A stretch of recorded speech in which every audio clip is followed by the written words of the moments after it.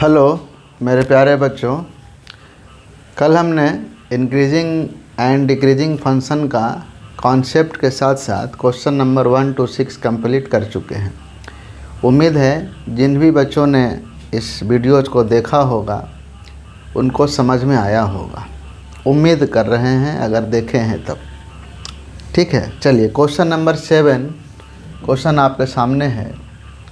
हमसे क्वेश्चन पूछ रहा है कि show that y equal to log of 1 plus x minus 2x upon 2 plus x, x greater than -1। यहाँ कह रहा है कि x greater than -1 is an increasing function x throughout its domain. ठीक है, अब चलिए क्वेश्चन जो हमारे सामने है कि y equal to log of 1 plus x minus 2x upon 2 plus x, ये हमारा सवाल है। अब y इक्वल टू जो लिखा है लॉग ऑफ 1 प्लस एक्स, अब देखिए करना क्या है इसमें कि सबसे पहले हम करते क्या हैं, डेरिवेटिव करते हैं। यही हमारा स्टेप है कि पहले क्वेश्चन दिया है फिर डेरिवेटिव करते हैं। लॉग 1 प्लस एक्स का डेरिवेटिव क्या होगा, 1 अपॉन 1 प्लस एक्स, और 1 का 0 x का 1 माइनस। अब इसमें डेरिवेटिव आपको करना होगा तो 2 को कर लीजिए बाहर, तो बचा क्या, x अपॉन एक्स प्लस 2।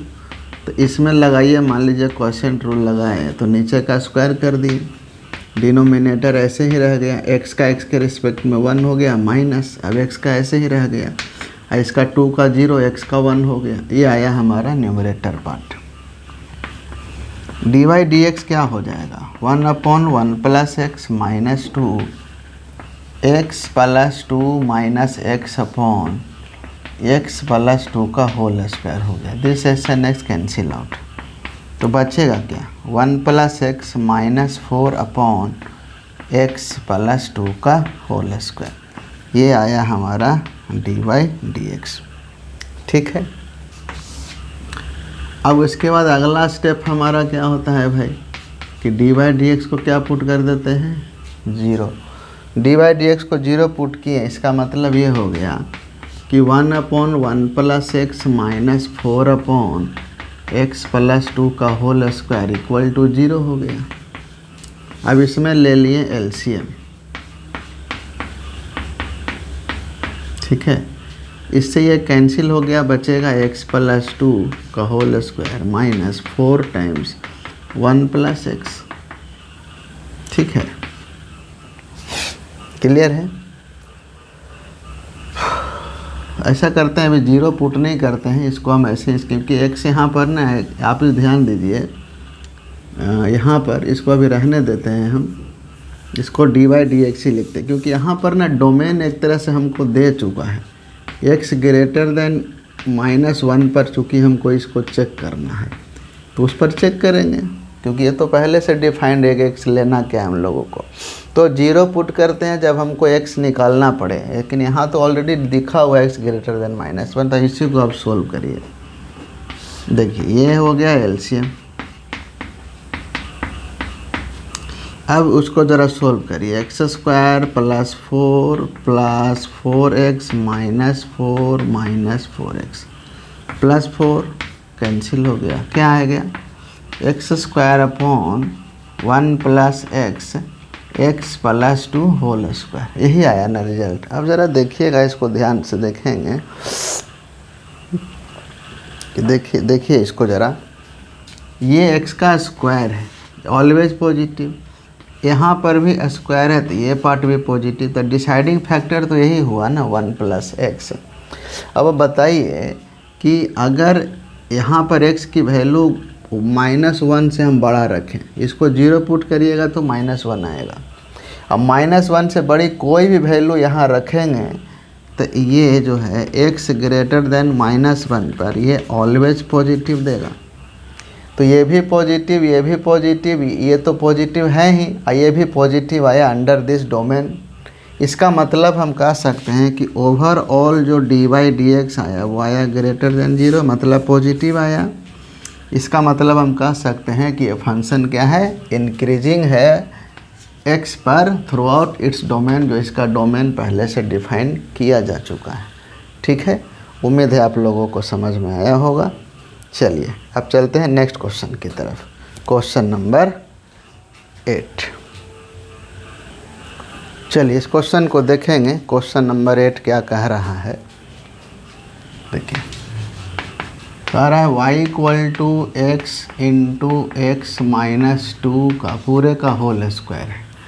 हमको x का वो इंटरवल बताना है जिस पर ये फंक्शन इंक्रीजिंग है। तो क्या करेंगे, डी बाई डी एक्स कैसे करेंगे ज़रा बताइए। पहले इसको लिख लीजिए अंदर में एक्स स्क्वायर माइनस 2x, ठीक है, ऐसे लिख लिए। अब इसका करिए डेरिवेटिव। पहले ये x की पावर n की तरह है तो 2 पहले आएगा और जो अंदर है उसको ऐसे रहने देंगे, पावर 1 हो जाएगा इन टू एक्स स्क्वायर का 2x और माइनस 2x का 2 हो गया। 2 ले लेंगे कॉमन तो ये बन जाएगा 2 2 जा 4 हो जाएगा x माइनस 1, ठीक है। अब ज़रा ध्यान दीजिएगा, डी वाई डी एक्स जो है ये 4 है, इसको मैं x कॉमन किए तो x माइनस 2 x माइनस 1, ठीक है। ये हमारा डी वाई डी एक्स आया। अब हमको ना इसको पुट करना है 0, तो बताइए ये 0, ये भी 0, ये भी 0, तो x मिलेगा 0, यहाँ से मिलेगा 2, यहाँ से मिलेगा 1, जो कि अब इसके बाद हम इसको कहाँ ले लेते हैं, नंबर लाइन पर, तो लिखेंगे 0 1 2। क्लियर है। अब मेरे पास 1 2 3 4 इंटरवल है, तो 2 के राइट कोई वैल्यू पुट करेंगे, तीनों ना पॉजिटिव देगा क्योंकि तीनों के राइट है। चूँकि x तीनों में पॉजिटिव है तो ये मोस्ट राइट है, 2 के भी राइट है, सबसे बड़ी वैल्यू 2 है उसके भी राइट है, मतलब तीनों पॉजिटिव देगा। तीनों पॉजिटिव का प्रोडक्ट क्या होगा, पॉजिटिव होगा। क्लियर है। 1 2 के बीच में देखिए 2 के लेफ्ट है तो 2 ये देता है तो ये निगेटिव देगा, और 0 1 के राइट है तो 0 1 ये दिया, दोनों पॉजिटिव देगा, ये निगेटिव देगा। 2 पॉजिटिव 1 निगेटिव का क्या हो जाएगा, निगेटिव। अब 2 1 के लेफ्ट है तो 2 1 ये देता है तो दोनों निगेटिव देगा, और 0 के राइट है माने निगेटिव निगेटिव पॉजिटिव और पॉजिटिव पॉजिटिव पॉजिटिव प्लस देगा। 0 के लेफ्ट चलेंगे तो 2 1 0 तीनों के लेफ्ट है तो तीनों निगेटिव देगा, और 3 निगेटिव का प्रोडक्ट निगेटिव होगा। हमसे इंक्रीजिंग पूछ रहा है तो इंक्रीजिंग इसमें है और इसमें है, तो क्या लिखेंगे, x belongs to 0 to 1 union 2 से इन्फिनिटी। वो इंक्रीजिंग है तो क्लोज ब्रैकेट लगेगा, यानी इस इंटरवल में जो फंक्शन है वो इंक्रीजिंग है। क्लियर है। यही इसका सॉल्यूशन हो गया, ठीक है। चलिए नेक्स्ट सवाल देखेंगे, क्वेश्चन नंबर 9। चलिए देखते हैं। हेलो, देखेंगे क्वेश्चन नंबर 9 कैसे सोल्व करना है। देखिए ये हमारा क्वेश्चन है, कह रहा है कि इंक्रीजिंग फंक्शन है, प्रूफ करके बताइए उस इंटरवल में 0 से π/2 में बताइए कि उस इंटरवल में जो फंक्शन है वो इंक्रीजिंग है। क्या करेंगे, डेरिवेटिव करेंगे सबसे पहले थीटा के रिस्पेक्ट में, तो 4 को ले लीजिए बाहर और इसमें लग जाएगा कोसेंट रूल, तो 2 प्लस कॉस थीटा का होल स्क्वायर हो गया। डिनोमिनेटर का स्क्वायर करते हैं ना, और डिनोमिनेटर ऐसे ही रह गया, और साइन का हो गया कॉस माइनस, अब साइन ऐसे ही रह गया, और इसका डेरिवेटिव करेंगे 2 का 0 तो कॉस का होगा माइनस साइन, ये इतने पार्ट का हो गया, माइनस थीटा के रिस्पेक्ट में 1 हो जाएगा, ठीक है। 2 प्लस कॉस थीटा का whole square, 2 cos theta plus cos square theta minus minus plus sine square theta minus 1, ये तो 1 हो गया, तो मिल गया 2 cos theta plus 1 divided by 2 plus cos theta का होल स्क्वायर माइनस 1, ये आएगा। अब इसके बाद क्या करना है, डी वाई, चूँकि एलसीएम, चूँकि यहाँ पर इंटरवल दे दिया है तो इस 0 पुट नहीं करिए, जो भी आएगा फाइनली उसी को मैं हम चेक कर लेंगे, ठीक है। चलिए अब यहाँ करना क्या है इसके बाद कि 2 इसको 4 ये 4 जो है ना यहाँ पर 4 2 जा मल्टीप्लाई कर दीजिए इसमें 4 इसको नीचे इसके नीचे कुछ नहीं है तो 1 है तो एलसीएम आ गया 2 प्लस कॉस थीटा का होल स्क्वायर। ठीक है तो ऊपर में मल्टीप्लाई कर देंगे तो आएगा 8 कॉस थीटा प्लस 4 माइनस 1 है 1 इंटू दिस हो जाएगा यानी 2 प्लस कॉस थीटा का होल स्क्वायर।